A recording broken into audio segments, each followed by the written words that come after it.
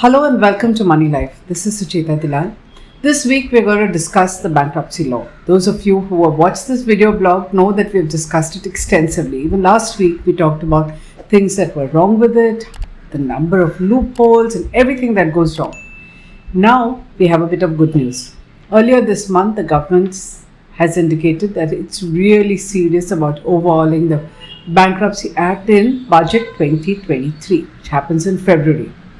Now, this is just 6 years after the IBC, Insolvency and Bankruptcy Code, which we keep calling the bankruptcy law, was promulgated and began with great fanfare, and it did extremely well in the beginning.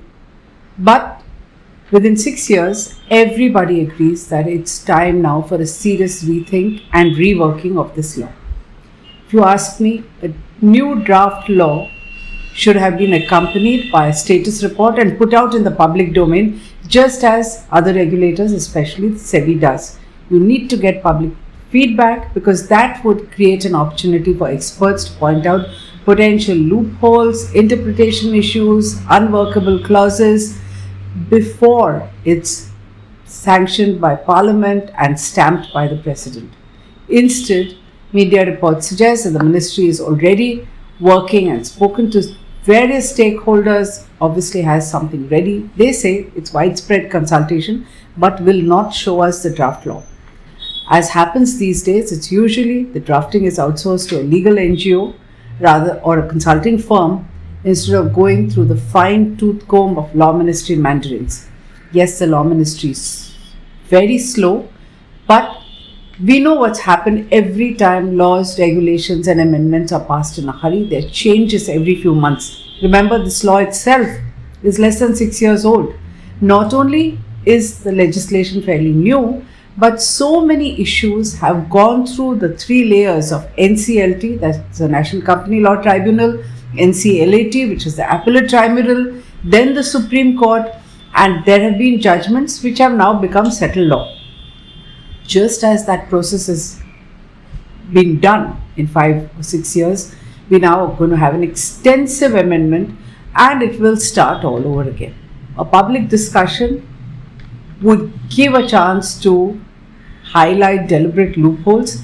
Yes, it's true that vested interests will lobby to dilute stringent provisions, but so what? Unworkable provisions in any case are going to land up in court. And we know that in the past there are deliberate loopholes and vested interests work in any case to take advantage of our slow and expensive judicial process, which also always gives an advantage to those with deep pockets. Now, before today's discussion, let's look at what is needed and where the IBC stands today and what we think, or rather I think, are the fixes that are very, very important. So here's the status. Like I said before, IBC began with a bang in 2016. Some of the biggest defaulters were taken head on and we were thrilled with it. It all indicated lack of political interference. The Prime Minister's office, we were told, was monitoring this. And despite a lot of litigation, appeals, counter petitions, SR Steel, Bhushan Power and Steel, Electro Steel, Monitor Part and others went through.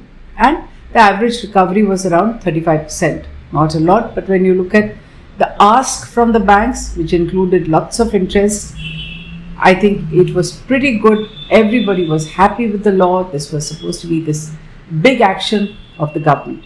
So what went wrong from that high point? Average recovery quickly started dwindling, plummeted to about 20% in recent times, and is embarrassingly lower in some specific quarters. For instance, the Financial Express reported in May that the recovery rate in the Jan-March 2022 period, the recent one, was as low as a pathetic 10.2%. We can't have this. These are national assets. The IBC mechanism is also beset with delays. So there's nowhere near that 180 days or 270 days which was promised earlier. There's not enough manpower. Appointments have to be made at various levels, including people who are going to hear them at the NCLT and NCLAT. Worst of all, corruption and collusion between the erstwhile management, resolution professionals, and of course secured creditors who are often public sector bankers with no skin in the game.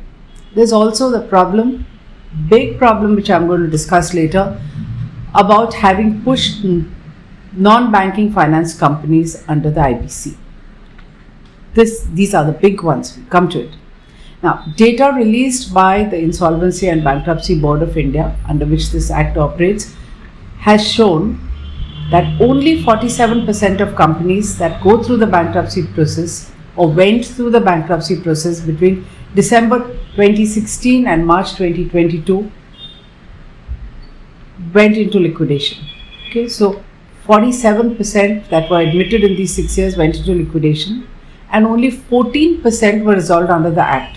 In terms of numbers, there were 5,258 corporate bankruptcy proceedings initiated under the Act, of which 3,406 were closed.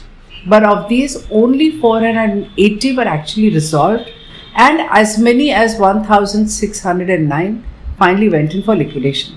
So there was no resolution as promised quickly under the Act. We're now at a stage where really large conglomerates, tens of thousands of crores borrowed from banks, valuable assets, they are attracting such low bids that the bids sometimes are less than half the liquidation value. And what is worse, creditors, remember, banks have got all their bad loans paid by the exchequer, which is our money, public money, which should have gone for health, education, the poor, that has gone to bail out banks. So banks' books are cleaned up, recoveries add to their bottom line, they don't care, they are happy to even allow 80 to 99% haircuts, as they call them, which are write-offs. And these are secured creditors, okay? The others, unsecured ones, stakeholders, investors, get zilch. This surely can't go on. Now, the best quote on this comes from the NCLT in June 2021 when it's talking about Videocon Industries. Remember Videocon Industries? All of us have had products. Large group was into oil, consumer products.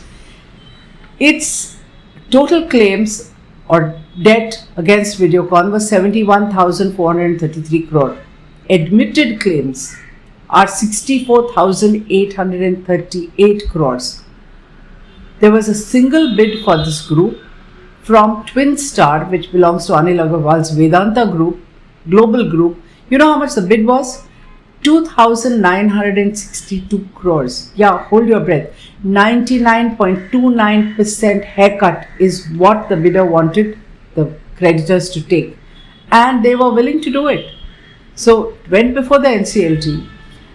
The NCLT and the Supreme Court has decided that the Committee of Creditors knows best and they usually go along with what they say. But the NCLT observed that Twin Star was paying almost nothing for the purchase and operational creditors were being forced to accept what they call the tonsure or total shave rather than just a haircut. In fact, investors and financial creditors will get zilch because if secured creditors are getting 0.72%, the rest is zero. And this is not the only one. There's Jet Airways, Siva Industries, over 95%, and so many small unknown companies which in fact people send to us. We don't even know them, they don't make headlines, sometimes they're not even worth writing about. Just as shocking as Videocon is the case of Anil Ambani, again high-flying Anil Ambani's Reliance Capital. It has attracted bids that are 50 to 60% its liquidation value. So liquidation value is 13,000 crore, a fraction of what it owes everybody.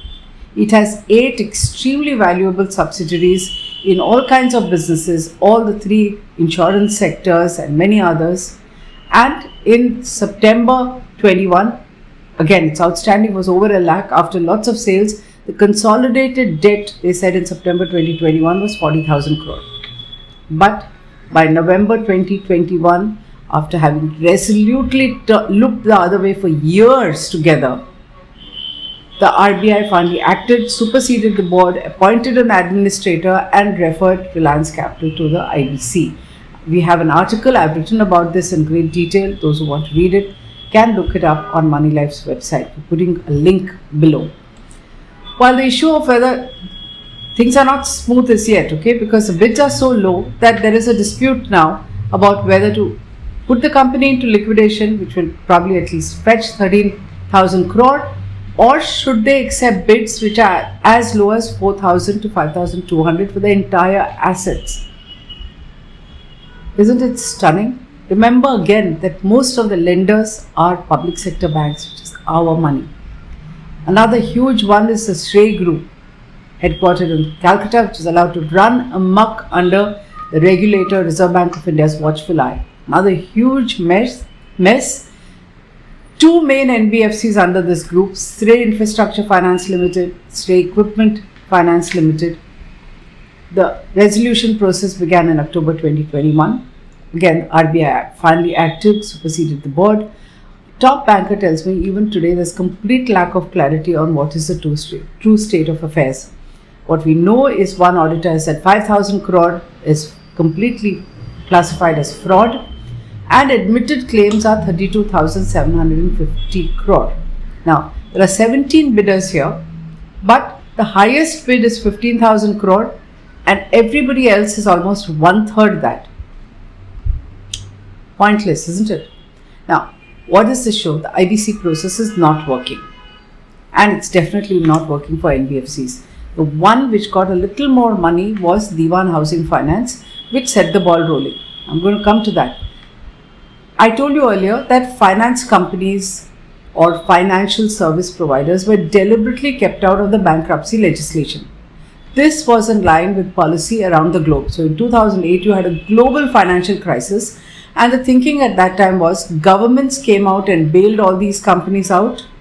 So the thinking was this should not happen. The government and the people at large should not pay, and the depositors, lenders, and other stakeholders, including investors, should be doing the bailing out. So they called it a bail-in process. Some of you may remember the panic this had caused at that time when they talked about it. So India also was going along with the world. We had made some commitments, and we said, okay, separate process for banks, insurers, and what they call systemically important non-banking finance companies. They would all go under the resolution authority. All this was decided by a committee called the Financial Sector Legislative Reforms Commission. Much of that has not been accepted or followed through. So you had the FRDI bill. FRDI made everyone shiver in 2017. It was called the Financial Resolution and Deposit Insurance Bill, under which all of us as depositors or bank for no fault of ours would be called in to get part of our deposits taken above a threshold, and we would have to bail out these failed entities while the regulator who was sleeping has got away, will continue to get away. Now, our system is dominated by public sector banks. Remember, in the last few years, 12 lakh crores was, or more, 12 lakh crores conservatively was the kind of bad loans. And the government has been bailing them out year after year. Large amounts of money have been pumped in. This is the kind of money that under this bill would have come out of our pocket. Obviously, it was a political hot potato, so it was quietly junked even after it was introduced in Parliament. That's around the time big defaults were happening all over the place, really mega ones. So you had the giant infrastructure leasing and financial services. So remember, 2017 they tried to introduce FDRI. 2018 September I broke the IL&FS first default story. Then you had Yes Bank, then you had Diwan Housing, you had Punjab and Maharashtra Cooperative Bank, PMC Bank. Most of you know the kind of pain that it caused among people. Then of course there's the Shrey Group and Reliance Capital, all others. Reserve Bank of India had allowed this to fester for years as a regulator. Most of these were systemically important companies. RBI studiously looked the other way. Then it gets up and they were talking about taking them to bankruptcy. So there was another attempt in 2019 to bring another version of the FRDI. It was going to be called the Financial Sector Development and Regulation (Resolution Bill). Fortunately, I wrote about that as an exclusive story. Here's a link. Fortunately, that was also junked. Would not have got through in India without a lot of anger. Then we come to what did the government do about the NBFC solution. So IL&FS failed. Elections were around the corner. This was such a huge conglomerate, 347 companies. Government didn't even know how many companies IL&FS had. Outstanding debt was over 1 lakh crore, and there was talk about a domino effect, a shock in the financial system. something had to be done really quickly, and these were not allowed under the bankruptcy law. So the government had a hybrid solution. They sacked the board.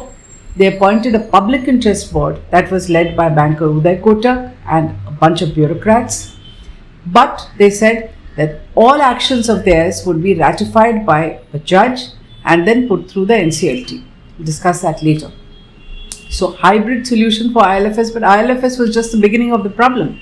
You soon had Diwan housing. Again, almost a 1 lakh crore outstanding debt and lots of fraud, fake accounts, and PMC Bank, which was supposed to be an extremely well-run bank. Overnight, it turned out it was a complete shell, looted by another branch of the Vadavan family. The government had to find a solution urgently. So the solution was quick amendment, gazette notification, amending rules governing financial service providers. This happened on 18 November 2019, again providing you a link, and it basically said push NBFCs under the same resolution process, IBC and bankruptcy. Small difference being that the regulator would have to take the step of referring this for bankruptcy. So in November itself, Diwan Housing, DHFL, was the first NBFC. It got resolved, it got a number of bids, quickly followed by all the other problems that I have narrated about, Trade, Reliance and others. Now, we're going to amend the code, right? So we have to do something different. And what would that different solution be? So in an interview on 5th December, Uday Kotak, Vice Chairman of Kotak Mahindra Bank, has said, let's have an IL&FS-like solution. He suggested that for large entities where the outstanding debt or admitted debt is 25,000 crore and above, let's appoint a public interest board rather than one resolution professional. That ensures there is no collusion. So it merits a quick comparison. It worked for IL&FS, so he thinks it should work for others. Finding so many very honest, impeccable people above board with experience and knowing what to do, it's a little difficult. But IL&FS also had a lot of help. They hired a lot of expert agencies, which is high costs again, but it has worked. And it is a model that can be an alternative, because you don't want a situation like Videocon where you get a pittance, you don't want a Reliance Capital where you again get a pittance. So let's look at what happened with IL&FS. 347 companies, I told you. The new board did a good job. They shut, sold and brought down the number of companies to 100 operational entities which continue to work, and in fact some of them are profitable. They collected money that was owed to this group. So over 16,000 crore has been paid out to creditors as partial payment. They expect a recovery of 60% or around 61,000 crore out of the total admitted credit of 94,000 crore, which is 60% is pretty good. It's not an ideal solution for various reasons. One is, like I said, the process is so slow and the big chunk of it is still tied up in litigation. Process is slow, complicated, and once it goes to NCLT, it has to go to appellate, it has to go to the Supreme Court. It's going to be a long time, and IL&FS is 2018, we are in 22, it's going to be a long time before anybody sees their money. So this is not the ideal solution for the full resolution process, but it's a good way to get much more value. Kotak in his interview is upbeat about the IBC process at a broad level, because he says it puts creditors first and that's what is required. But he agrees, when I spoke to him, that some tweaking is required, and he suggests that a solution could be found under section 241 and 242 of the Companies Act. These sections empower the government and the resolution professional to take some actions in the interest of the company. And one process is already underway, the Videocon case, which is Union of India versus Videocon Industry and others, filed in 2021. Now, this is one good idea from someone who has walked the talk. There will be many such ideas to fix the IBC law. The purpose being to maximize shareholder value through resolution, because that was in the preamble of the Bankruptcy Code. For this to happen, you need to have an open discussion on issues. Lots of things need to be discussed threadbare, whether it's voluntary bankruptcy filing suggested by some people, whether you need to get in asset reconstruction companies, whether they should float junk bonds, whether how to deal with conflict of interest when creditors are also bidders, rectify the impact of a disastrous Supreme Court order which, contrary to the thinking behind the IBC, had put operational creditors on a better footing than financial creditors and had also allowed NCLT the discretion to decide whether to admit or reject initiation of insolvency proceedings. We had a whole article, you can check the link here, on why this was a huge 440 volt shock to the bankruptcy code, as our author Mr. Ranganathan wrote. If you want all this cleaned up, it will happen when the government is confident enough to have an open and transparent process of public discussion rather than rush through a hurried bill as they usually do, which is full of loopholes and problems and ends up in court. If you agree, lend your voice to it. Share this video and, better still, subscribe to us. Thank you.